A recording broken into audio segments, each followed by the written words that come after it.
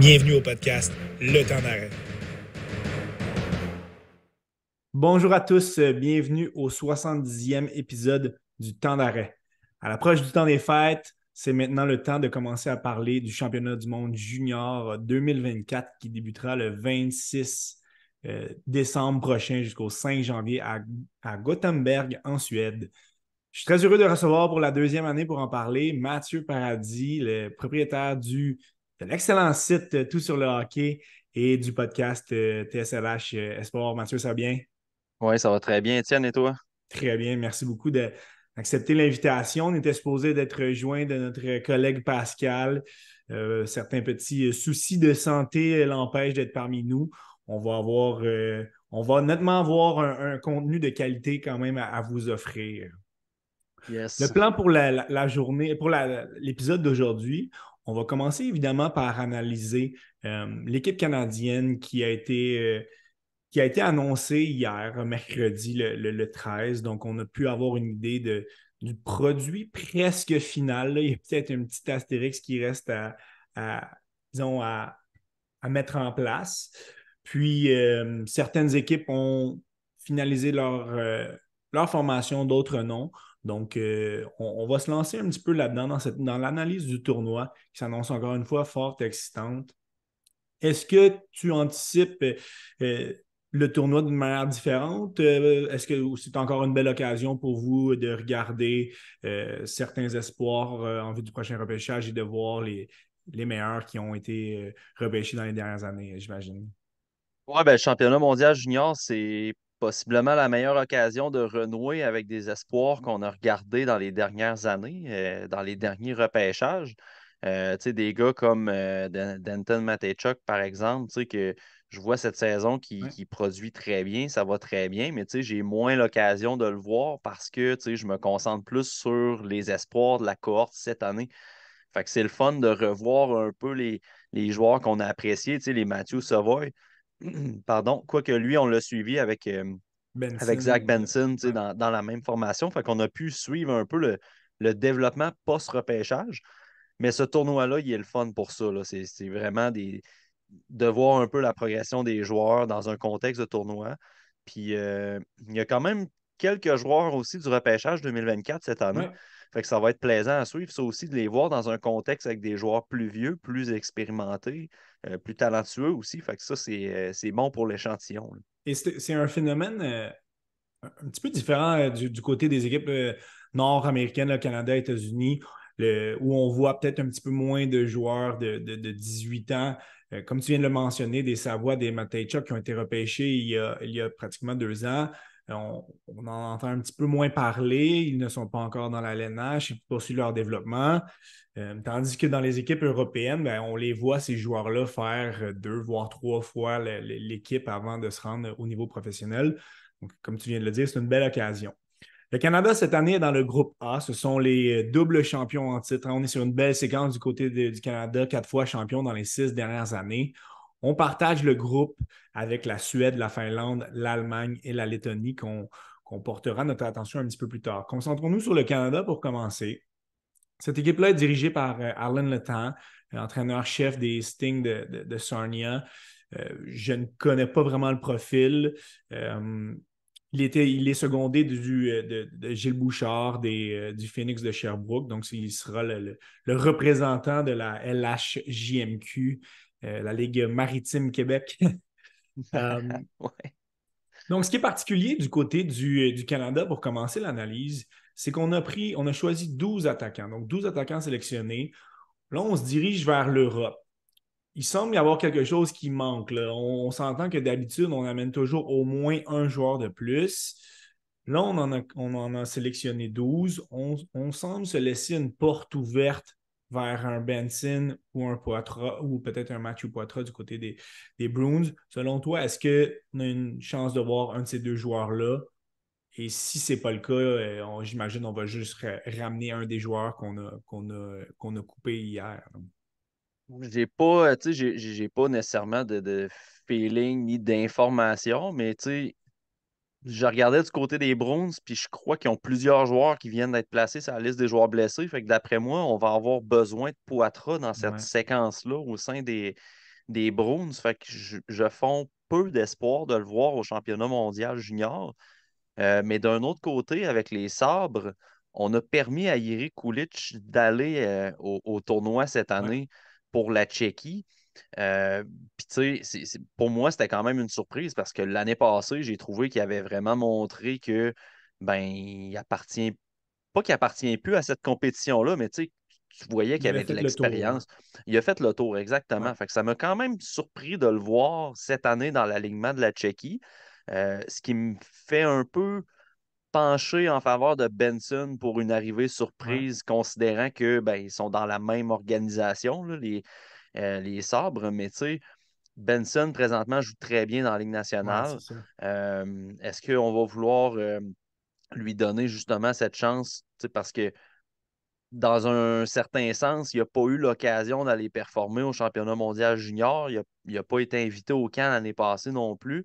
Puis c'est normal aussi, c'est un tournoi de 19 ans. Ouais. Mais tu sais, avec ce qu'a fait Benson dans les dernières années depuis son repêchage et cette année encore dans la Ligue nationale, tu sais, je pense qu'il peut être vraiment une tête d'affiche pour le Canada. Puis ce serait une excellente expérience pour lui, à mon avis. Et je prends la balle au bon pour faire un petit lien justement avec les Sabres, contrairement aux Bruins qui ont des problèmes au niveau des joueurs disponibles. Là, on a certains joueurs qui sont revenus du côté des Sabres. On a un alignement relativement en santé. L'équipe ne performe pas aussi bien qu'on aurait pu les attendre. Là, on a quelques difficultés depuis le début de la saison, donc la position au classement est un petit peu décevante. Donc, on est peut-être ça pourrait être pertinent de mettre, comme tu viens de mentionner, Benson dans une situation où il va performer pour gagner, où il va être sur la plus grosse scène du hockey junior au monde. Donc, ça va être à suivre dans les prochains jours parce que le Canada si je ne me trompe pas, il s'envolait ce soir vers la Suède.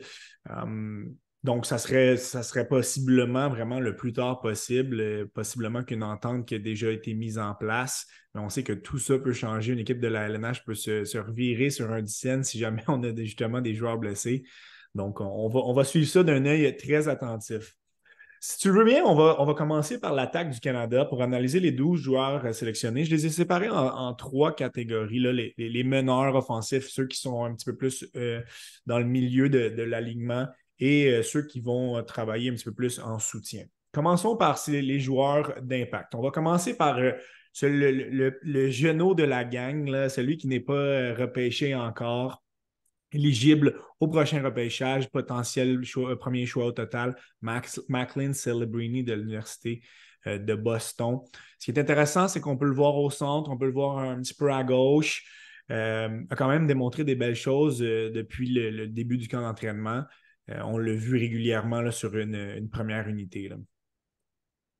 Ouais, Celebrini, c'est pas avoir un impact. Tu sais, je veux pas mettre les attentes trop hautes. Tu sais, d'avoir un impact à la Connor Bedard à son arrivée avec Team Canada, tu sais, c'est de mettre des C'est vrai. attentes hautes, mais tu sais, il peut quand Et là. même, c'est ça, il peut quand même offrir ce type de performance-là. On l'a vu dans les matchs hors concours, là, il a été assez fumant là, en offensive. Ouais.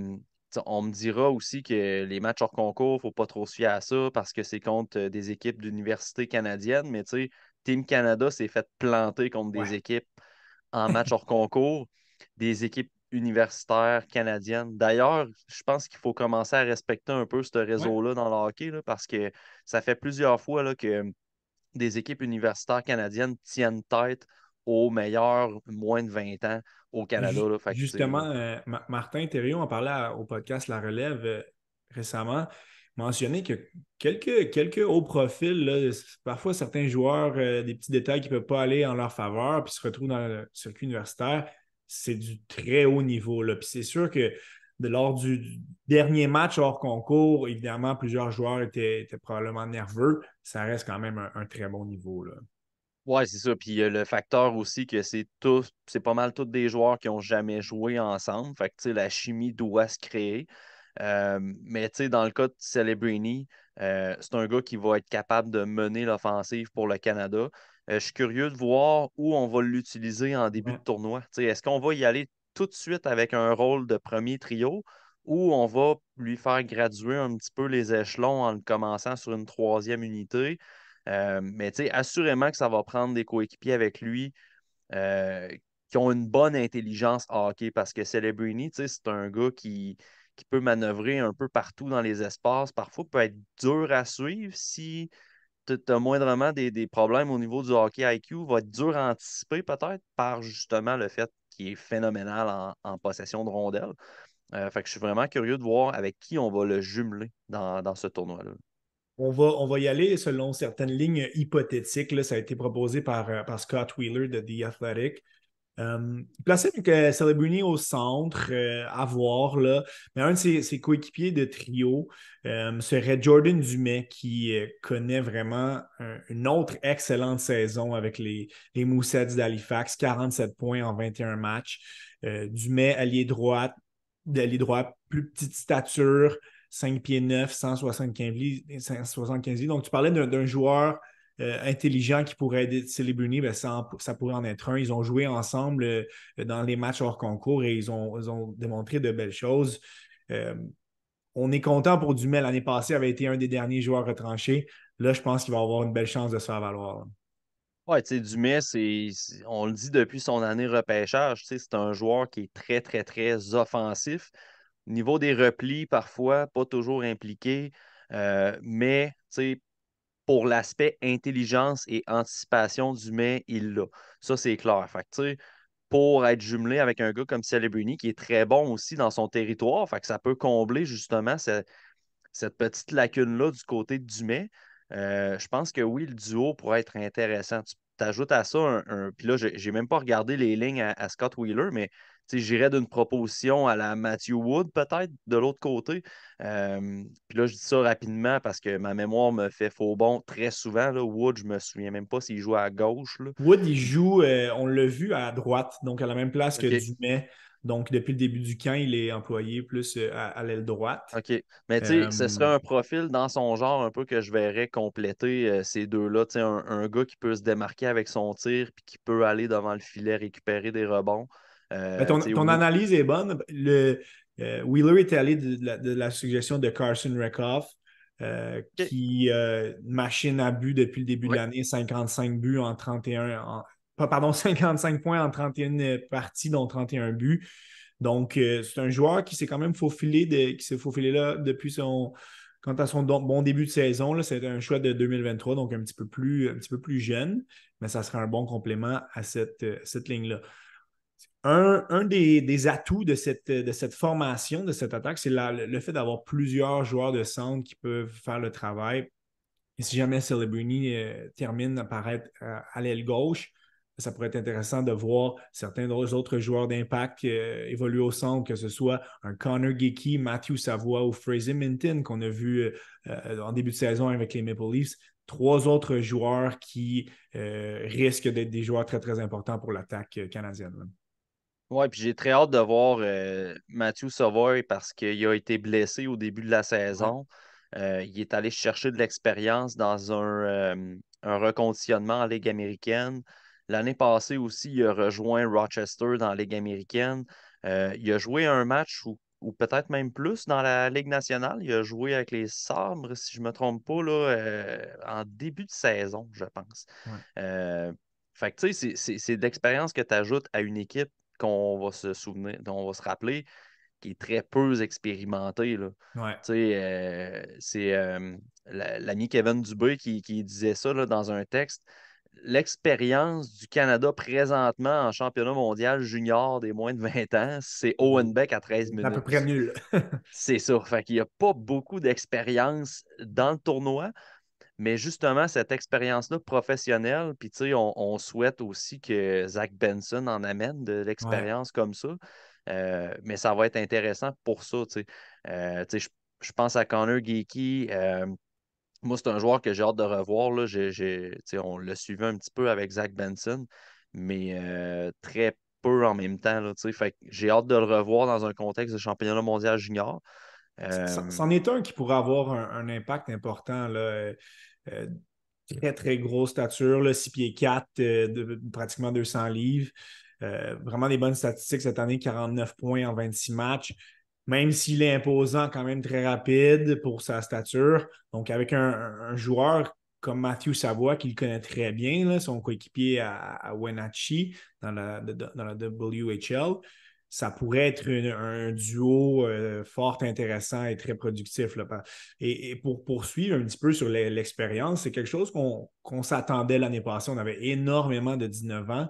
Là, on va voir, plus on va avancer dans l'alignement, plus de joueurs de 18 ans possiblement de retour l'année prochaine. Mais on a quand même un corps offensif, euh, un top 6 qui, avec les joueurs qu'on vient de mentionner, peut-être même en rajoutant un Benson, pourrait vraiment nous donner des flamèches à chaque match, là.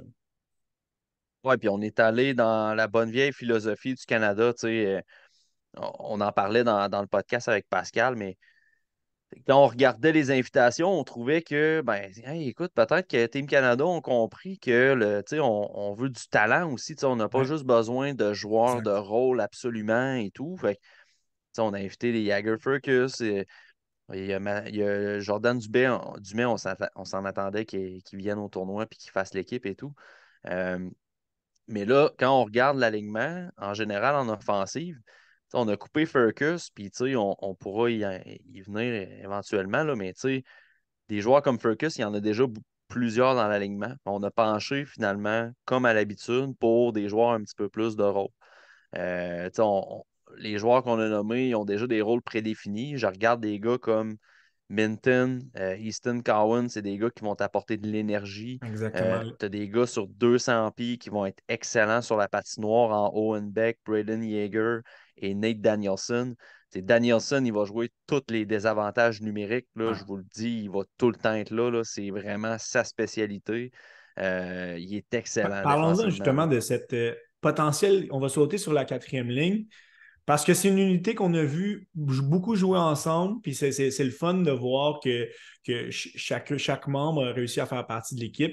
Donc, ce qui pourrait être une quatrième ligne ou une troisième quant à leur utilisation, comme tu viens de le mentionner, ça serait ceux qui vont affronter probablement les meilleurs trios adverses. On parle ici de Owen Allard, Owen Beck et Nate Danielson. Beck, les gens le connaissent évidemment, là, excellent joueur au centre des mises au jeu. Nate Danielson, ça a été un petit peu plus compliqué depuis le début de l'année. Reste un joueur très fiable dans les deux sens de la patinoire. Owen Allard, joueur non repêché, mais très, très efficace, très productif en échec avant. Donc, on aurait ici une ligne spécialiste. On aime ça avoir ce genre de ligne-là du côté du Canada, vraiment pour affronter les meilleurs trios adverses. Et je pense que tout le monde est dans sa chaise, là. Ouais, puis j'ai hâte de voir ce Owen Allard parce que j'ai aucune idée c'est qui. Non, Honnêtement, je ne le connais pas. Je peux même pas.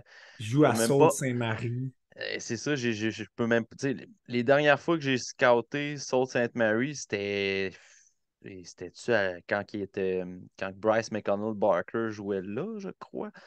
Mais non, c'est ça. Pour vrai, Owen, alors, j'ai aucune analyse à fournir de lui, là. Mais, euh, mais c'est ça. Tu sais, Owen Beck sur la quatrième ligne, je pense pas qu'on doive non plus paniquer, là. Tu sais, je vois Non, déjà les partisans du Canadien un peu être fâchés là, de voir Beck sa quatrième. Mais tu sais, pour vrai, il a le profil de jouer sur une unité comme ça. ouais. Puis il va être capable avec Nick Danielson d'apporter de l'offensive aussi là, sur ce trio-là. Puis, tu sais, des lignes, c'est pas coulé dans le béton non Non, plus, là. absolument. On l'a vu avec Joshua Roy dans les dernières années, là. Il a commencé, tu sais, il s'est promené sur tous les trios. Puis Owen Beck, c'est un peu cette polyvalence-là qui rend son profil intéressant pour le tournoi parce que si tu vois un Celebrini qui tombe un petit peu en difficulté sur un premier ou un deuxième trio, tu peux aisément monter Beck sur un deuxième trio. Ouais. Puis, tu sais, il va faire le travail au centre. Il va être capable de fournir de l'offensive avec des gars autour de lui talentueux.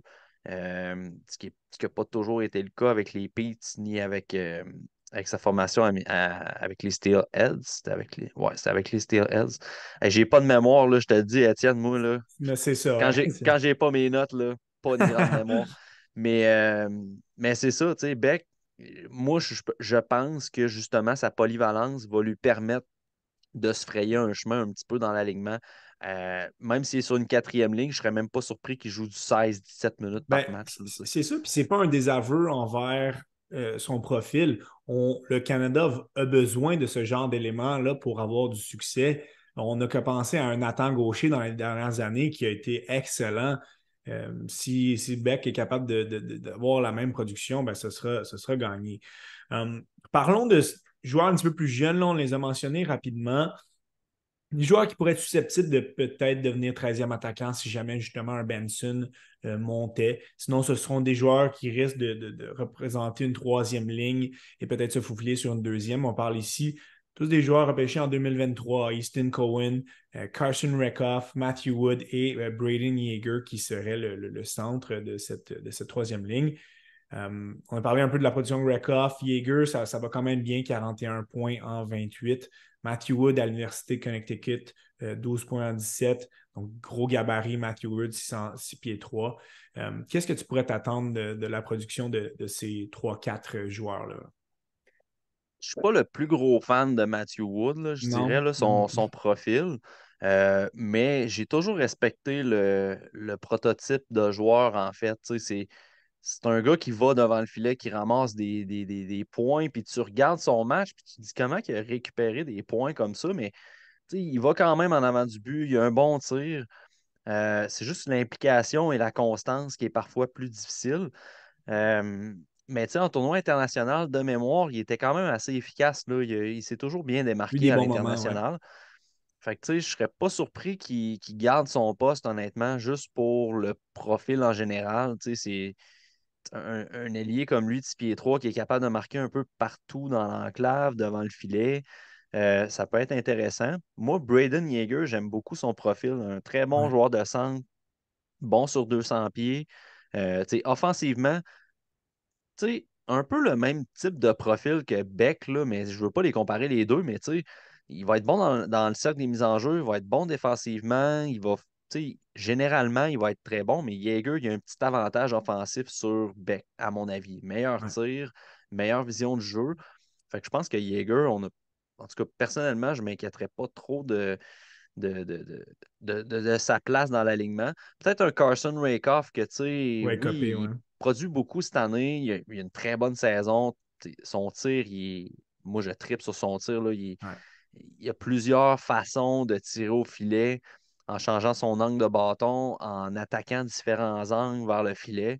J'aime beaucoup son profil, mais je pense qu'il y a un Matthew Wood aussi qui se démarque avec son tir, mais qui est capable aussi d'aller devant le filet. Rakoff, des fois, c'est un petit peu plus difficile. Là. Il OK. va peut-être plus rester à l'écart un petit peu. Il va peut-être moins attaquer l'enclave. Fait que, tant qu'à ça, il y a d'autres joueurs aussi qui feront pas ça, qui vont rester un petit peu plus en périphérie. Fait que je pense que Rakoff pourrait peut-être écoper dans ça. Puis on a mentionné Easton Cowan et Fraser Minton.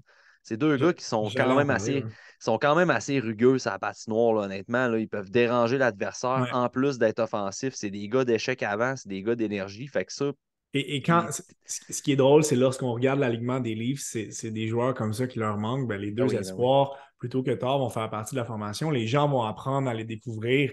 Ce sont vraiment comme tu viens de le dire, des joueurs qui sont fatigants à affronter. Donc, c'est un atout. Lorsqu'on regarde cette équipe canadienne, veut pas, on coche beaucoup de cases quand dans une liste de besoins, là, notre liste d'épicerie.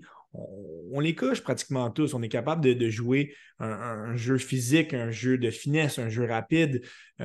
Techniquement, je pense que si on a un bon plan de match, ça pourrait être une attaque fort productive. On a laissé aller Denver Barkey, qui avait quand même eu un bon camp d'entraînement, Jagger Furcus, Paul Ludwinski, Marcus Vidicek. Si jamais un des joueurs nommés plus tôt ne pouvait pas quitter son équipe de la LNH, ben, ça serait un d'eux qui rejoindrait l'équipe. Du côté de la défense, c'est peut-être à ce niveau-là où on a certains points d'interrogation. Si on regarde les dernières éditions, on avait toujours ce défenseur à haut profil, là, les Korchinski, les Olin Zellweger, les Owen Power, Kaden Goulet, pour remonter aux dernières éditions. Cette année, lorsqu'on regarde l'alignement, il y a des bons défenseurs, mais est-ce qu'il y a ce défenseur qu'on se dit, ben, ce joueur-là plus tard, il va être dominant dans la LNH? Je pense qu'on n'a peut-être pas cette réponse-là encore, même si on a des éléments très, très intéressants. On commençons, si tu veux bien, du côté des droitiers gauchers. C'est une belle équilibre que l'équipe canadienne a amené cette année. Ça a été mieux que certaines éditions. Là, on se souvient d'une année où je pense qu'on avait un seul droitier ou gaucher, je ne me souviens plus trop, mais on avait pratiquement que des joueurs qui lançaient du même côté.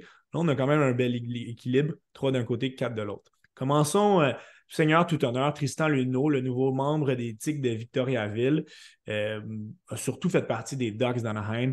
Depuis le grand entraînement, selon certains rapports, il est quand même une bonne coche en haut de tout le monde.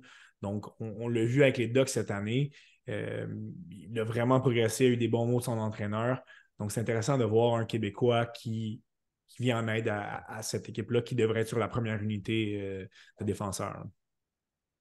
Ouais, Tristan Luneau, énorme progression. Énorme progression ou année de repêchage difficile, je pencherais peut-être plus pour la deuxième Ouais, option, honnêtement, là. ouais. Tu sais, moi, je sais pertinemment que Tristan Luneau sera dans mes erreurs de scouting quand je sortirai des textes pour analyser mes listes dans 3 4 ans. Ça n'a pas été facile, son année repêchage. Sa valeur a baissé quand même beaucoup à l'encan. Puis c'est vraiment ressaisi les saisons après. Puis, tu sais, Luno, présentement, joue du très gros hockey, là, Ouais. honnêtement. Tu sais, il a connu des très bons matchs avec les Ducks. J'ai vraiment l'impression qu'il va être sur la première paire aussi. Ouais. Euh, Avec un gars comme Denton Mateychuk, ça va être Ouais. intéressant à voir aller. Est-ce qu'on va cependant vouloir séparer? Parce que, tu sais, quand je regarde l'alignement défensif, à mes yeux, là, clairement, Luno, Molendyk et Matechuk, c'était 3 défenseurs offensifs clairs, identifiés. Est-ce qu'on va en mettre un sur chaque paire? Ça, j'ai hâte de voir là, comment que l'entraîneur va gérer ça, là. Ça va être intéressant parce que selon moi, il y a quand même un top 4 assez clair ici. Euh, Évidemment, on a parlé de Luno, Mateychuk. Euh, Mateychuk aussi, là, ça va très, très bien. Donc, pour être le partenaire de Luno du côté gauche, 35 points en 24 avec Moose Jaw. Donc, on pourrait avoir une ligne très explosive de ce côté-là. Parlons de Maverick Lamoureux, deuxième droitier, deuxième Québécois qui serait du côté droit, pourrait être un bon partenaire aussi à un Mateychuk. Euh, Lamoureux, c'est un prototype assez unique, hein? Quand même du haut de ses 6 pieds 7, 215 livres, quand même assez mobile pour sa taille. Il a été blessé quand même assez sérieusement dans les dernières années. Là, il revient en force avec Drummondville. Donc, c'est intéressant quand même de le voir finalement. C'est pas le produit fini, mais c'est quelqu'un qu'on attendait depuis un certain moment, là.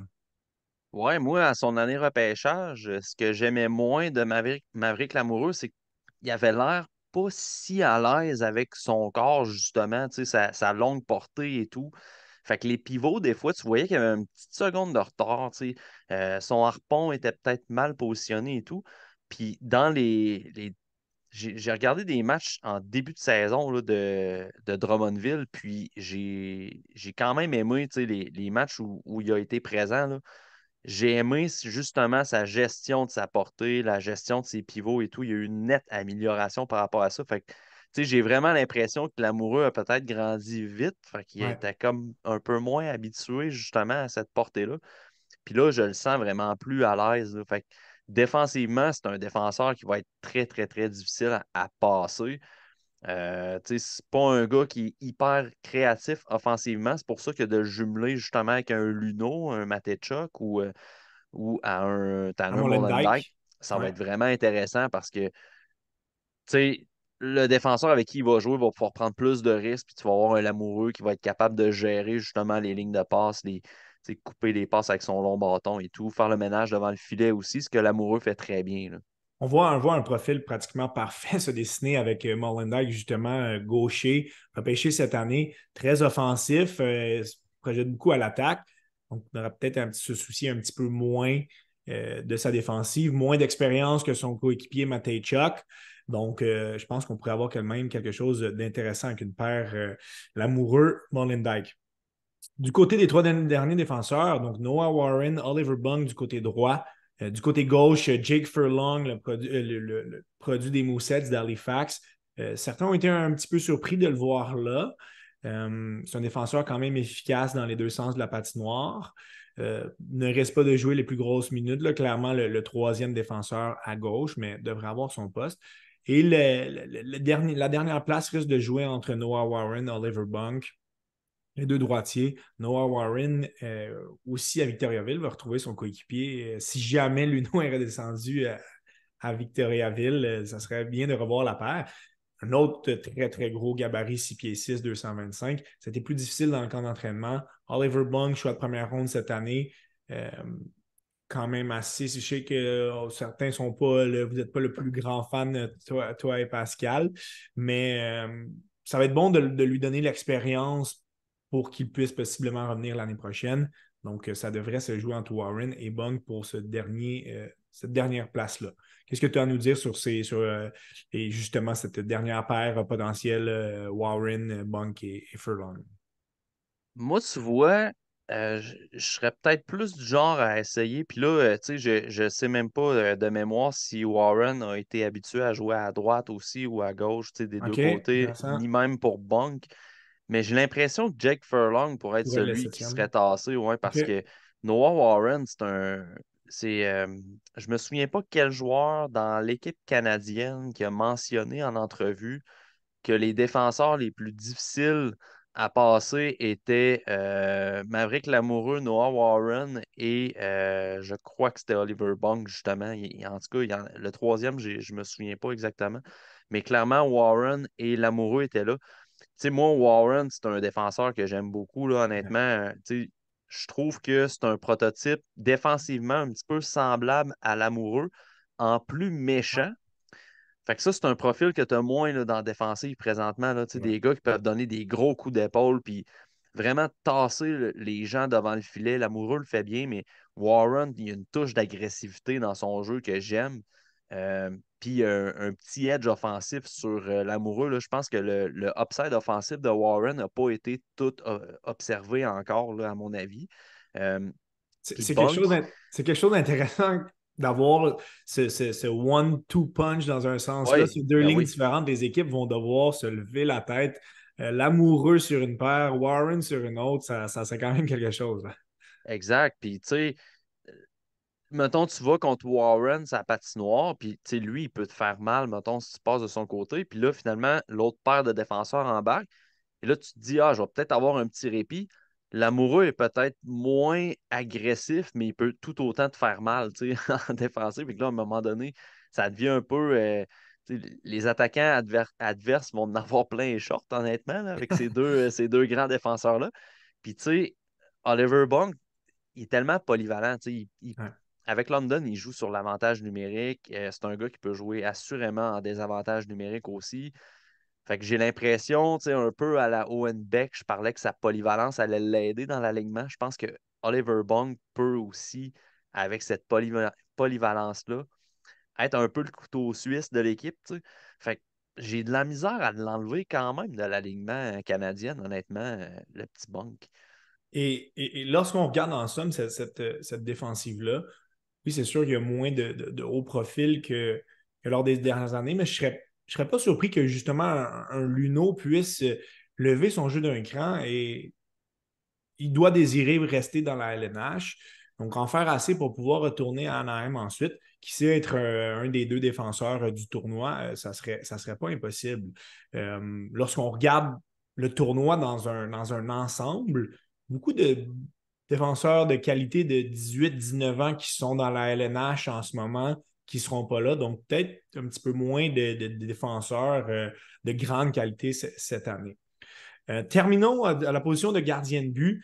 Donc, c'est une première depuis Je n'ai pas la date exacte, ça fait plusieurs dizaines d'années qu'on n'a pas eu deux Québécois qui ont été sélectionnés pour l'équipe canadienne. On amène trois gardiens de but en Suède.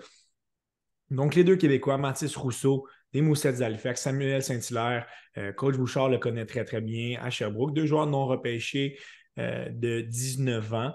Mathis Rousseau a connu des séries extraordinaires l'année passée. Très bon camp d'entraînement. L'autre candidat, Scott Rathlaff de Seattle, des Thunderbirds. repêché l'année passée. Ses statistiques sont moins reluisantes, mais c'est difficile à Seattle, là. L'année passée, ça allait déjà derrière une bien meilleure équipe, ça allait mieux. On entrevoit une lutte entre Ratzlaff et Rousseau. Qu'est-ce que tu penses de ce trio de gardiens de but-là? Là? Moi, je suis incapable, Étienne, de te dire aujourd'hui qui est le gardien numéro un de Team Canada. Je Ouais, suis c'est ça, incapable. là. Incapable. Tu sais, pour vrai, dans les dernières années, ça se dessinait un petit peu, là, tu sais, mais là, moi, Scott Ratzlaff, c'est pas un gardien en qui je fondais beaucoup d'espoir. Puis, tu sais, quand j'avais sorti mon top 10 des gardiens l'année passée, il était de mémoire 11e. Je l'avais même pas dans mon top 10, Il jouait de très peu mémoire. aussi, il faut le dire, là, derrière Thomas Milic. Là. Je jouais très peu, puis honnêtement, moi, les fois qu'il jouait, C'était pas dans chic. sa technique, tu sais, c'est un gars de 6 pieds 1, mais il Ouais, goal comme un 5 pieds 11. Puis Mathis Rousseau, il est c'est 5 pieds l'inverse. 11, puis il goal comme un 6 pieds 2. Fait que, tu sais, c'est ça. Fait que moi, Ratzlaff, tu sais, puis j'ai même pas regardé Seattle encore cette année, mais tu me dis qu'il y a des statistiques un petit peu décevantes, puis je suis pas Ouais. surpris, là. C'était le genre de goaler qui bénéficiait beaucoup de l'équipe qui était en avant de lui, là, honnêtement, à Efficacité Seattle. de 889, là, c'est assez C'est ça. décevant. Puis, tu sais, au final, il a ressorti en 5e ronde, là, pareil, là, tu sais. Fait que il n'a pas été dans les premiers gardiens réclamés, pas du tout, là, au repêchage 2023, là. Ce qui est intéressant de l'amener, c'est une certaine vision pour l'année prochaine aussi. Donc, c'est un gardien qui a peu joué dans les dernières années. Donc, on l'amène là pour aller garder, pour aller gagner de l'expérience, possiblement jouer un match ou deux contre des équipes euh, possiblement moins douées offensivement, là, l'Allemagne ou la Lettonie. Mais je pense que Mathis Rousseau part avec une petite longueur d'avance quant à son expérience. Il a joué quand même des matchs clés dans la dernière année. Ça s'est bien passé aussi. Euh, Selon moi, je pense que si c'était un 6 pieds 2, il aurait probablement été repêché. Donc, on sait que les gardiens de la LNH ont quand même, les équipes de la LNH ont quand même peur de ces gardiens à petite stature. Ça serait à voir. Peut-être qu'un Saint-Hilaire aussi pourrait nous surprendre, mais ça semblait vraiment être une lutte à deux pour le poste de gardien de but numéro un. Il ne faudrait pas s'attendre quand même à. Il ne faudrait pas être surpris de voir plus d'un gardien devant le filet canadien. Là. Moi, Saint-Hilaire, je le connais vraiment pas, là. Honnêtement, j'ai pas eu la chance de l'observer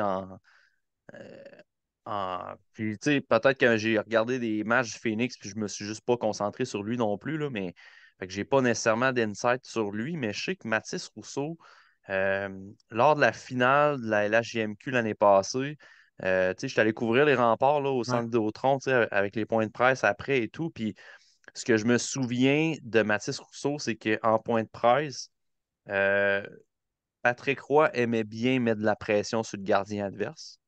Tu sais, c'est un entraîneur très expérimenté, puis Ouais. il a eu une pas pire carrière comme Pas gardien, à ce qui pire, paraît. ouais. Puis il mettait beaucoup de pression sur le gardien adverse. Tu sais, je me souviens, Patrick Roy disait en point de presse que le gardien des Moussets, tu sais, il a été correct. Tu sais. Tu sais, puis c'est ça, il dénigrait un peu les performances de Rousseau. Puis après ça, on recevait Rousseau en point de presse. Puis honnêtement, il avait même pas l'air intimidé de ça. Il était Ça venait pas de vraiment, tu n'importe sais, qui. Là. ouais, il restait drette. Puis il offrait des bonnes performances aussi les matchs suivants. Fait que je pense que c'est un gars qui peut quand même bien gérer la pression. Puis je l'ai senti devant le filet des Moussets dans cette finale-là que. Tu sais, il n'était pas impressionné par la grosse machine des remparts qui se dressait devant lui. Fait que, tu sais, Vraiment un niveau, atout. Là. ouais, exact. Fait que, tu sais, je pense que niveau de talent, puis tu sais, Team Canada nous a habitués que les gardiens qui sont dans le système, tu sais, vont toujours avoir un petit avantage. Tu sais, Ouais. Ratzlaff, je crois qu'il était au U18 ou au Lenka, là, un de ces Ouais. tournois-là, peut-être même le U17. Fait que, tu sais, je pense que de facto, on va peut-être dire Ratzlaff, c'est le numéro un, mais je serais quand même pas surpris que Rousseau Comme vienne apport. Ouais. justement faire un petit statement dans des matchs importants. Intéressant aussi de noter que en comptant Tristan Luneau, c'est 7 joueurs de la GMQ qui sont représentés. C'est nettement plus que dans d'autres éditions précédentes. Donc, on a une belle représentation de joueurs qui évoluent ici au Québec et dans les Maritimes. C'est une édition canadienne c'est pas l'édition où il y a le plus de joueurs vedettes, mais on est quand même très, très bien balancé et je pense qu'il y en a beaucoup qui seraient très, très heureux de voir justement un Zach Benson se rajouter. On va y aller de prédictions un petit peu plus tard dans le cas de l'équipe canadienne. Faisons le tour rapidement du reste du groupe A. Commençons par la principale équipe qui risque de chauffer le Canada et possiblement même les dépasser au classement du groupe A. On est habitué de les voir avoir beaucoup, beaucoup de succès en ronde préliminaire. On parle ici évidemment de la Suède qui aura quand même une équipe extrêmement explosive et balancée. On parle ici de plusieurs choix de première ronde dans les dernières années. En attaque, les choix de première ronde en 2022, Noah Ostlund, Liam Ogren, Jonathan Lekerimaki, Philippe Beichted. En première ronde cette année, des joueurs un petit peu plus de rôle. David Edstrom, Otto Stenberg. Défensive, même chose. Là, en 2023, Will Anders, Sandin Pelika, Elias Pettersson qui a l'expérience. Donc, ça fait plusieurs joueurs quand même de haut profil là, au sein de cette formation-là. Ils vont être dangereux, la Suède. Ouais, j'ai hâte de voir. Tu sais, moi, la Suède, j'ai l'impression qu'à chaque championnat mondial, je leur donne la médaille d'or et je ressors constamment déçu. Euh, mais tu sais, je regarde l'alignement présentement, il n'y a pas beaucoup de, Pas de il y a pas faiblesse. beaucoup de failles, là, tu sais, honnêtement. Puis il y a des trios là-dedans que ça fait plusieurs années qu'ils jouent Ouais. ensemble. Il y a de la chimie qui est déjà créée. Euh, Puis il y a quand même de la diversité aussi. Là, tu sais, il n'y a pas juste du talent Non, c'est pur. Tu ça. sais, je pense à un Anton Valberg, que c'est un bon gabarit, il peut aller dans un coin, il peut brasser un petit peu. Félix Unger, Sorum, puis David Ouais. Edstrom, c'est des gars que j'ai peut-être moins observés à leur année repêchage. Mais justement, c'est des joueurs qui ont des styles très professionnels aussi sur la patinoire. Euh, Ça va être le fun à regarder. Puis, tu sais, en défensive, beaucoup de corps arrière potentiel Ouais. aussi pour l'offensive. Ce qui va être intéressant, c'est est-ce que la défensive va suivre aussi? Tu sais, Hugo Avelid, d'après moi, il va avoir un petit peu de travail là, parce que je regarde défensivement, c'est peut-être une défensive qui C'est va être moins portée évident, ouais. beaucoup sur l'attaque, mais défensivement, ça va être un petit défi, je crois. On va avoir la pression de jouer devant nos partisans. Et c'est un point positif pour eux. Tu as parlé de ces défenseurs mobiles. Mais ils connaissent justement les grandes patinoires. On est habitué justement de profiter de cette grandeur-là. Donc, ça pourrait vraiment être un net avantage de leur côté. La Finlande, de leur côté, on est plus jeune cette année. Malheureusement, on a certaines blessures de joueurs importants comme Joachim Kemmel qui n'y sera pas. Aaron Kivi-Ariou aussi, plus jeune, là, 17 ans, repêché cette année, blessé. Quand même des joueurs intéressants, mais comme je le mentionnais, on est assez jeune. Là. Kasper Altunen, Rasmus Kumpulainen, des joueurs repêchés en 2023. On a des beaux profils de joueurs de 17 ans qui seront repêchés en 2024, Elenius et Hemming. En défense, on a quand même un Arttu Karki qui est efficace. J'ai hâte de t'entendre parler de Émile Vigny, le gardien finlandais qui, il n'y a pas si longtemps, était vu vraiment comme un gros espoir pour le prochain repêchage. Ça semble vraiment plus difficile dans les derniers moments. Mais on semble un petit peu moins menaçant du côté de la Finlande que dans certaines éditions précédentes, là. Ouais, c'est une équipe très jeune. Honnêtement, tu sais, on va avoir la chance de voir plusieurs espoirs 2024 dans cette formation-là avec Ouais. Emil Hemming, et Konsta Elenius, entre autres. Il y a Vetti Vasainen aussi qui est là, je crois. Euh, Fait que c'est ça, c'est une très jeune équipe, très peu d'expérience. Moi, j'ai hâte de voir, tu sais, des gars comme, tu as mentionné leur nom, Casper Altunen, puis Ouais. Rasmus Kumpalainen, c'est deux gars qui on Il joue dans voit la Ligue aller, canadienne, ouais, exact. exact, on voit aller dans la OHL cette saison. Puis en observant des joueurs pour le repêchage 2024, tu sais, Kumpalainen joue avec, c'est avec Beckett Seneca qui joue. Ouais, Puis à Oshawa. Ouais. exact. Puis Casper Altonen joue avec les Knights de London, donc Ah, avec Sam Dickinson. grosse équipe. Ouais, puis honnêtement, les deux joueurs connaissent de très bonnes saisons. Moi, j'aime beaucoup leur jeu. Tu sais, Altonen, c'est un gars qui a perdu du lustre un peu à son année repêchage. Euh, Parce que c'est un franc-tireur avec un profil capable d'être un power forward, mais on ne voyait pas du tout ça en Finlande. Puis là, dans la Ligue canadienne, vraiment, offensivement, il a vraiment éclos. Là, ça va super bien, notamment en avantage numérique. Il tire profit de son tir. Fait que j'ai hâte de le revoir en situation internationale, je te dirais. C'est vraiment deux gars que je vais regarder attentivement. Dans le cas d'Émile Vigny, honnêtement, il est mieux. Ben, Il est je mieux pense d'être bon. il est mieux d'être bon, mais pour vrai, je suis pas convaincu qu'il va garder les buts tant que ça. J'ai OK. l'impression que Nicolas Coco va jouer un petit peu plus. Euh, mais sinon, dans le cas de Vini, c'est ça, c'est un début de saison très difficile pour lui, honnêtement, là. Ouais. Euh, Fait que j'ai international, à l'international, pour vrai, il a toujours bien joué, là. C'est d'ailleurs dans des tournois internationaux que j'ai découvert son profil, puis j'ai vraiment Quand apprécié ce même, ouais. gardien-là. Puis dans sa ligue cette année en Mestis, qui est une ligue comme adulte, là, la moyenne d'âge c'est à peu près 24-25 ans. Euh, il y a vraiment un gros problème d'anticipation sur le jeu. J'ai l'impression que sans nécessairement que l'exécution soit rapide comparativement à d'autres ligues, mettons, comme la SHL ou même la Ligue canadienne. Euh, Très difficile dans l'anticipation des rondelles. Fait que dans un tournoi U20 avec des joueurs talentueux, avec une exécution très rapide, parfois, dépendamment des équipes, ça se peut que ce soit un, un deal breaker, honnêtement, pour ma propre liste cette année, là, dans le cas de Vinny. Là. Je le garde proche de ma première ronde, Ouais. mais s'il s'avère que les red flags sont encore plus présents dans ce tournoi-là, ça va être un petit peu inquiétant pour lui. Là. Du côté de l'Allemagne, Lettonie, très peu d'informations de mon côté à fournir. Est-ce qu'il y a des joueurs dans ces deux nations que tu gardes à l'œil ou c'est plutôt mince, là? Ouais, pour vrai, c'est immense. Là. J'ai même pas. J'ai essayé de trouver les alignements avant le podcast. Ouais, Je les ai même pas moi non plus. trouvés. On a Fait que, déjà tu eu sais, des j'ai. formations allemandes assez relevées, mais ça semble pas être le cas cette année, là. Non, c'est ça, ça va être assez tranquille, là, honnêtement. Là, je pense qu'il y a un joueur. C'est-tu Paul Meyer ou il y a un joueur 2024 qui est à surveiller du côté de l'Allemagne. Je sais même pas, tu sais, c'est ça, on n'a pas l'alignement. Fait que je Ouais. sais même pas s'il va être du tournoi, là. Mais c'est ça, j'ai pas plus d'infos là-dessus. Là. Faisons la transition vers le groupe B. Du côté du groupe A, on voit clairement Canada, Suède au top. Du côté du groupe B, oui, il y a les États-Unis, la Slovaquie, la Tchéquie, la Suisse aussi qui sont toujours compétitifs.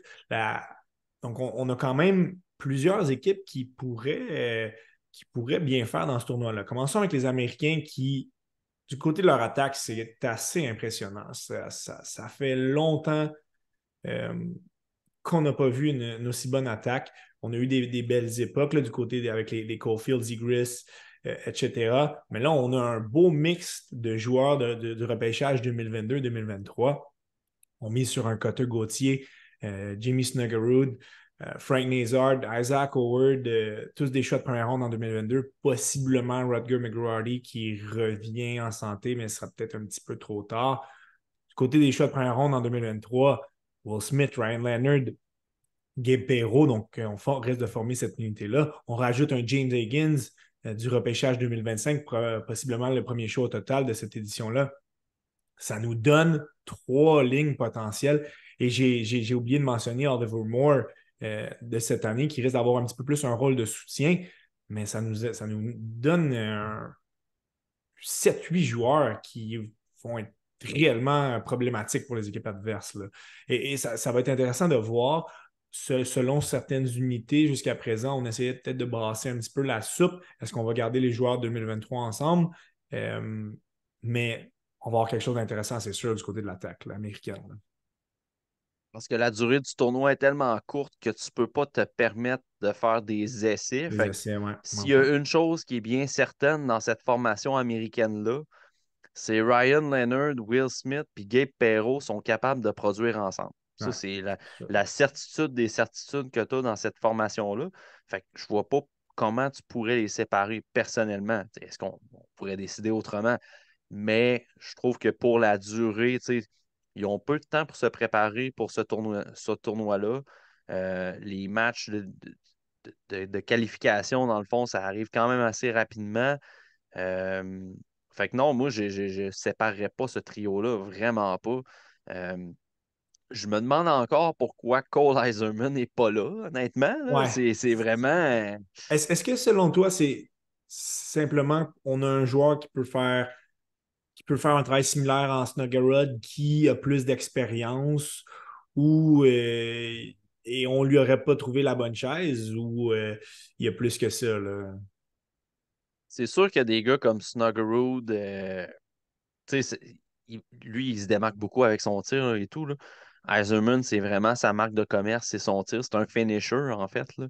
Euh, mais tu sais, j'explique mal un peu la présence d'un Isaac Howard que moi, j'appréciais beaucoup à son repêchage. C'est un gars qui a une très belle rapidité. Je pense qu'il va être capable de donner de l'énergie à cette formation-là. Sauf que d'un autre côté, après son repêchage, il n'a pas été capable de montrer grand-chose au niveau offensif. Son arrivée en Ouais, NCAA, c'était un petit peu difficile, Michigan, là. même très difficile. Tu sais. L'année passée, là, il a changé d'université, il est rendu à Michigan, mais Ouais, l'année passée, c'était très, très, très difficile là, en NCAA. Là.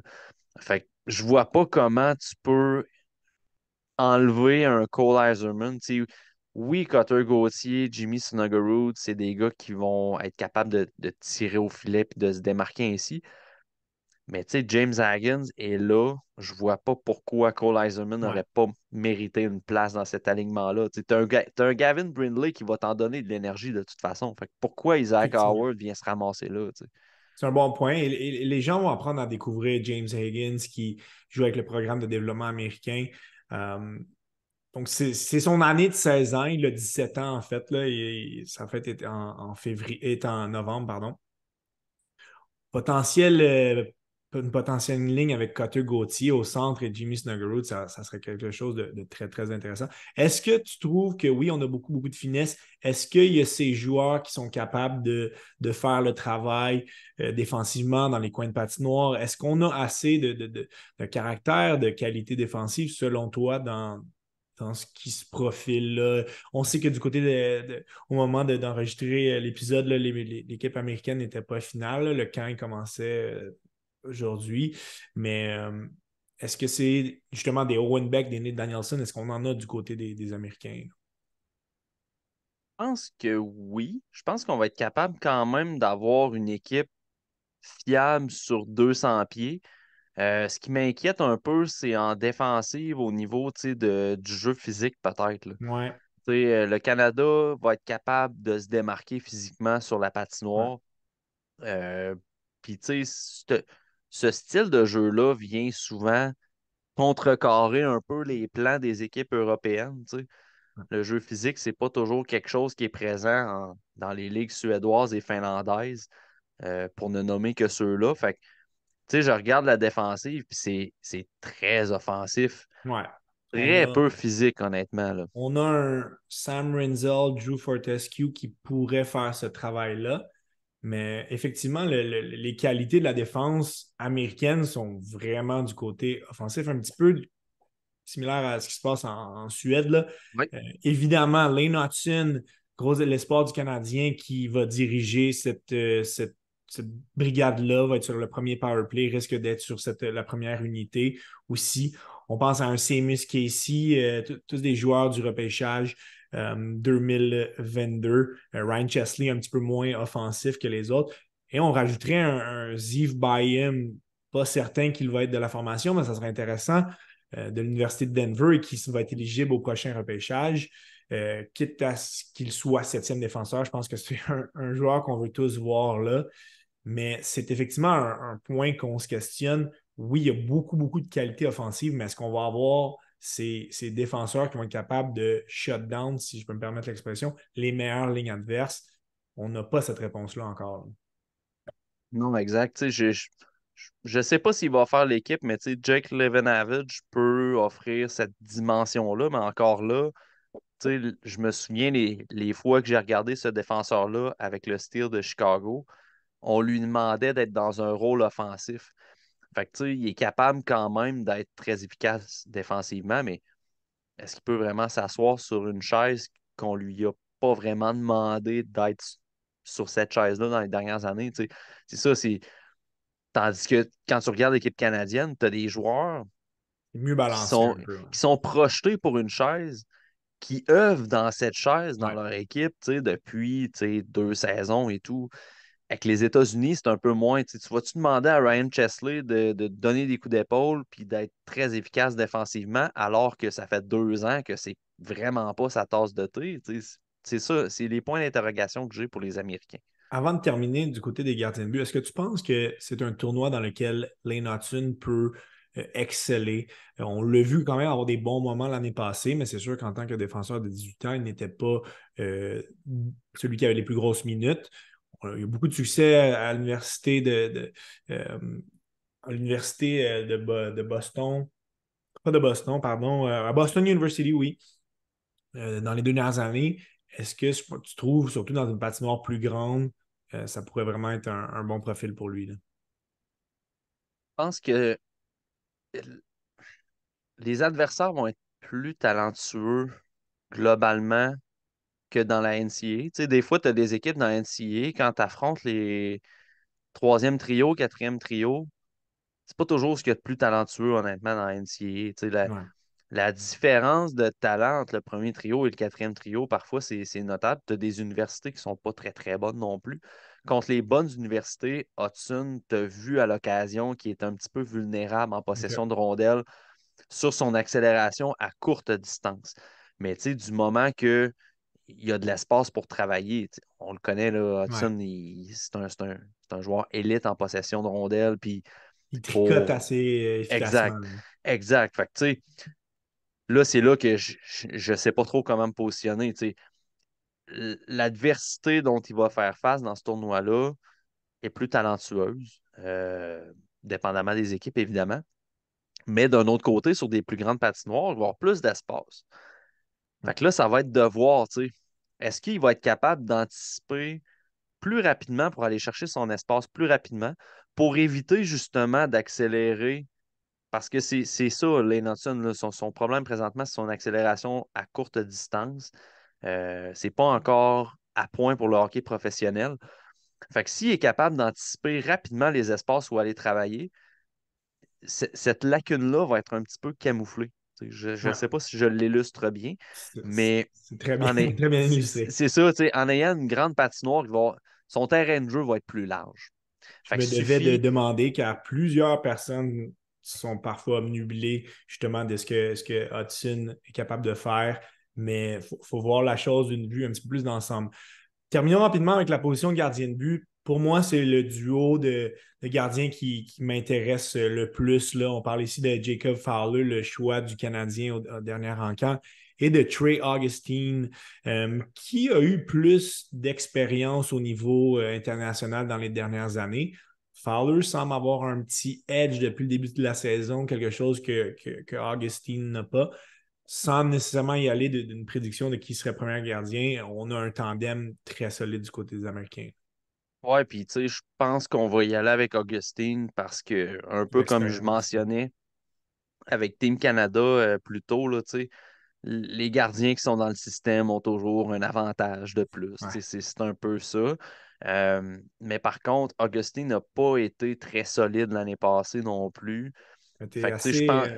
en montagne russe, la performance en C'est montagne russe. c'est ça. Fait que, quand est venu le temps de connaître des gros matchs, ça a été un petit peu plus difficile. Fait que je pense que la mèche va être quand même courte dans le cas d'Augustine. Fait que le poste de numéro 1 est à prendre. Ouais. J'aurais pas eu ce discours-là, même si euh, je suis quand même un bon fan de Jacob Fowler. J'aurais peut-être pas eu ce discours-là l'année passée, mettons. Ouais. Pendant que j'observais Jacob Fowler, j'entrevoyais le championnat mondial de cette année, puis je me disais, ah non, mais Augustine va rester numéro 1 pareil. Mais après avoir observé les deux gardiens pendant la saison, Mo Fowler, il a fini numéro 1 dans mon top 10 des gardiens, fait en avant d'Augustine. Mais quand même, je me disais que ça allait être le numéro 1. Puis avoir la progression de Fowler, sa capacité de gérer des gros matchs, je pense que la mèche va être courte, puis Fowler Ouais. pourrait finir numéro 1. Cette équipe américaine aussi très bien balancée va définitivement être une force dans ce groupe B. Allons-y en rafale des dernières équipes. La Slovaquie, de mon côté, c'est une des équipes que je trouve le plus excitante à suivre. On a quand même une attaque remplie de joueurs très talentueux. Évidemment, Philippe Mechard, qui connaît toute une saison à Kitchener. On a des choix de première ronde en 2023, Dalibor Dvorsky, Samuel Honzek. On a un Martin Michiak. Donc, on a quand même des éléments qui vont être capables vraiment de produire et de déranger les défensives adverses, là. Il y a bien une équipe qui peut causer une surprise dans ce tournoi-là, c'est la Slovaquie, là, Ouais, honnêtement. Là. Euh, Puis, tu sais, je pense pas que la Tchéquie, mettons, qui se rendrait en finale, on parlerait d'une surprise. Là. Tu sais, je pense que la Tchéquie est quand même bien placée ouais. dans le portrait international. Mais la Slovaquie, honnêtement, je suis d'accord avec ce que tu avances. Là. Je regarde l'alignement, puis vraiment, dans les équipes qui peuvent causer des surprises, il y On a est eux. balancé. Puis, tu sais, outre le fait, tous les joueurs que tu as mentionnés en offensive, ça peut être très, très, très surprenant, puis ça peut être très efficace. Tu sais, on peut même rajouter des Alex Chernik puis des Ouais, Frantisek Day, que c'est des joueurs de rôle, tu sais, qui vont donner de l'énergie avec Martin Michiak, Juraj Pekarczyk aussi. Fait que c'est ça, l'équipe est vraiment bien balancée niveau talent, niveau même un peu de robustesse, des joueurs globalement bons sur la patinoire sur 200 pieds. Puis tu as un Adam Gayan dans le filet qui peut te sauver ouais. un match à 40 arrêts dans le même match. Tu sais. Fait que c'est ça, j'ai hâte. Tu sais, la défensive, je la connais moins. Fait que tu sais, je veux pas tant Ouais, m'avancer effectivement. sur les capacités Puis, défensives. Il y a Maxime Scherbak que tu sais, je connais un petit peu, mais c'est pas un profil que j'apprécie tant. Mais d'un autre côté, comme je viens de dire, Adam Gayan peut sauver 45 arrêts dans le même match, puis on n'en parle plus. La Slovaquie va se sauver avec la victoire. Là, tu sais. de parler de la Tchéquie, ce sont les finalistes de la dernière édition. Là, on avait été défait en prolongation contre le Canada. Ils seront menés par Jiri Kulic, qui en est à sa troisième participation. Il a eu énormément de succès dans les deux précédentes. Édouard Chalet aussi, Mathias Sapovaliv, qui est il risque, les trois qui risquent d'être les fers de lance de cette attaque. En défensive, on est équilibré, plusieurs noms que je connais un petit peu moins, mais Adam Jiricek, potentiel choix de première ronde au prochain repêchage. On a un bon gardien en Michael Rabal, euh, grosse stature, 6 pieds 6 là, et qui joue à l'Université Massachusetts. Donc, on est encore une fois à prendre au sérieux du côté de la Tchéquie, là. Oui, puis tu sais, au nom que tu as mentionné, j'ajouterais un Andrei Becher. Surveiller ce joueur-là. Moi, c'est un joueur que j'aime beaucoup à regarder à Prince George cette année. euh, Parce que ben, c'est un gars qui joue avec Riley Height, Riley dans le Height, ouais. fond, et Tarak Parachak, dans le fond. Oui, c'est ça, Tarak Parachak. Je pense qu'ils sont sur le même trio, d'ailleurs. Fait que OK. Béchard, je l'ai vu un petit peu à l'œuvre là, cette année, puis moi, à tous les matchs que j'ai regardés, c'était vraiment un très bon élément pour Prince George. Euh, et il faut surveiller aussi Thomas Galvas. Moi, c'est un joueur que je n'ai pas regardé encore pour cette année, mais Pascal aurait été là, puis il aurait pu vous en parler. Là. C'est un défenseur très offensif. Et au Linka, au début de la saison, il était meilleur que Adam Jiricek. OK. Adam Jiricek, c'est un défenseur qu'on voit quand même en première ronde là, pour le repêchage 2024. Puis Galva, c'est un plus petit gabarit, mais très talentueux aussi. Fait que j'ai hâte de voir comment il va se débrouiller dans cette compétition-là. Mais clairement, la Tchéquie est à prendre au sérieux. Jiri Kulic, je veux dire, Il peut pratiquement gagner le tournoi à lui seul, là. il risque d'être MVP. Là. Honnêtement, Ouais. il a le profil pour être le MVP de ce tournoi-là. Ouais. Fait que, tu sais, puis ils ont beaucoup de talent aussi dans l'équipe. Fait que oui, c'est une équipe à surveiller, clairement. Là. Du côté terminons le groupe B avec la Suisse, la Norvège. Norvège, on a quand même un gros candidat pour le prochain repêchage. Là, j'ai pas la confirmation s'il sera de l'équipe, là, mais Brandseck Nugard, euh, mis à part lui, vois-tu certains joueurs à surveiller dans ces deux formations? Non, moi, ça va être vraiment lui que je vais regarder. Là. Je l'ai quatrième dans ma liste préliminaire. Ouais. Puis ça a été pas un take épicé, là, mais tu sais, moi, c'est un joueur que j'ai vraiment apprécié. Puis mes collègues au TSLH Espoir l'ont un petit peu plus bas. Fait qu'il Ouais. il a fallu que je justifie un petit peu. Moi, ce que je vais regarder, c'est justement sa capacité à être un leader pour sa nation en un bas âge comme ça. Fait que, tu sais, sa capacité à gérer un tournoi entouré de joueurs vraiment pas talentueux autour de lui. Là, ben, pas que c'est pas talentueux, mais moins talentueux que les opposants auxquels il va être confronté. Fait que ça va être sa façon un peu de mener son équipe, comment il va réagir justement à cette adversité-là dans le tournoi. C'est des choses que je vais regarder pour ma liste à moi. Puis pour la Suisse, j'ai pas vraiment de cible nécessairement. Là. Il y OK. a peut-être Léo Braillard que je vais regarder un petit peu. C'est un gars qui a été abandonné, si on veut, par la LHJMQ. Là, je crois qu'il joue dans l'Ouest, dans la CHL de mémoire. OK. Puis, Pascal aurait clairement fait un jeu de mots avec son nom de ouais, famille. mais je suis content qu'il soit pas là pour ça. Concluons cet épisode avec certaines prédictions, hein. On se lance toujours dans le jeu des prédictions. Ça rajoute un petit peu à notre intérêt du tournoi d'anticiper certaines équipes. On a fait le tour du groupe A, groupe B. Ce sont parmi ces 5 équipes-là, 4 qui vont passer en quart de finale. Selon toi, ma question va être divisée en deux. Qui tu penses quelles sont les équipes qui pourraient se rendre, selon toi, dans le carré d'as et ensuite qui tu vois être couronné grand champion? Donc, 4 équipes au carré d'as et c'est le champion potentiel, là. Dans le groupe A, Canada, Suède, assurément. La Finlande, peut-être un manque d'expérience, va faire que ça va être trop short pour eux. Dans le groupe B, là, ça va être tough, là. Ouais, Euh, ça se complique effectivement pour le ouais, deuxième. ouais, parce que t'as pas le choix de donner à César ce qui lui revient. Les États-Unis va passer, là, Ouais, je pense. Écoute, je vais y aller avec la Slovaquie. Honnêtement, tu sais, je dis depuis ouais. tantôt que la Tchéquie est à surveiller. Je vais y aller avec la Slovaquie parce que Ben, c'est mon choix in- aussi. intérêt personnel. J'ai J'aime ça les underdogs. j'ai les J'aime mêmes ça. choix que toi et c'est pour cette, disons, l'explosivité de cette attaque qui, je pense qu'on pourra faire des ravages. Donc, j'ai les mêmes 4 équipes que toi. Attention à la Suède, par contre, en préliminaire, là, si jamais on devait ne pas finir premier du groupe et affronter un Allemagne ou un Lettonie, on devrait affronter probablement un Slovaquie ou Tchéquie. Ça pourrait être compliqué pour eux. Fait que ça va être, on va avoir la pression populaire. On les a vus perdre à maintes reprises en quart de finale par le passé, là, mais ça va être. Ils vont devoir faire attention. Pour conclure, selon toi, qui sera l'équipe qui va le 5 janvier prochain être couronné grand gagnant du championnat du monde 2024? Pour une 48e année de suite, je vais donner la Suède comme médaille d'or. Non, non, c'est pas vrai. Pour vrai, je vais y aller avec les États-Unis. Ouais. Je vais y aller avec les États-Unis, puis moi, j'ai vu des commentaires, là, comme quoi que la.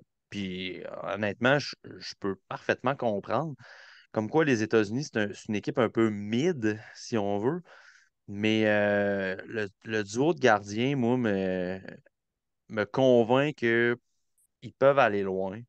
Euh, Puis offensivement, honnêtement, je pense qu'ils ont tous les atouts pour être Ouais. très dominants dans ce tournoi-là, du premier au quatrième trio. Fait que je vais y aller avec les États-Unis pour la médaille d'or. Et si jamais les Américains devaient ne pas avoir justement cette médaille au cou parce que c'est une belle opportunité, ben là, je pense que certaines personnes vont être pointées du doigt justement quant à la non-sélection de Cole Eiserman.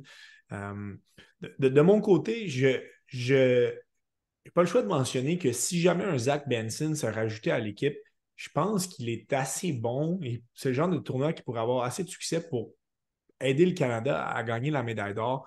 Pour ce qui est d'aujourd'hui, je vais me rester sur ma position. Euh, je vois possiblement le Canada ou la Suède se rendre en finale aussi, mais je n'ai pas le choix à cause de la force de frappe offensive américaine de ce. J'ai l'impression qu'un Jacob Fowler pourrait aussi être nommé gardien du tournoi. Je pense que du côté des États-Unis, on a vraiment tout en place pour être très, très dangereux. Et en date d'aujourd'hui, ça serait de mon côté aussi mes champions pour la médaille d'or. Ce qui est certain, Mathieu, c'est qu'on va avoir un tournoi excitant. Je trouve ça vraiment, vraiment intéressant qu'on a justement certaines nations comme Suède, Finlande, Canada, ça a toujours été compétitif, mais là que la Tchéquie et la Slovaquie sont depuis quelques années vraiment, vraiment compétitifs. Euh, donc, ça rajoute un bel équilibre, je trouve, dans le tournoi. On a 3 équipes de chaque côté. On va avoir un tournoi excitant. Je pense que vraiment, ça va être encore une fois une belle période dans notre temps des fêtes, là. Oh oui, assurément. Puis, tu sais, c'est ça, c'est la parité de ce tournoi-là. Le fait que la Slovaquie et la Tchéquie reviennent, tu sais, pas des puissances, mais tu sais, reviennent dans la game, là. Tu sais, c'est plus un tournoi à 4 équipes avec le Canada, Exact. États-Unis, Suède, Finlande. Exact. Tu sais, la Finlande, je veux dire, on dit depuis tantôt qu'ils sont jeunes, qu'ils ont peu d'expérience. Ils vont Ils quand laissent même le filer. rivaliser dans les matchs, là, tu sais. Fait que Ils sont c'est ça qui est toujours plaisant. assez compétitifs là, dans les.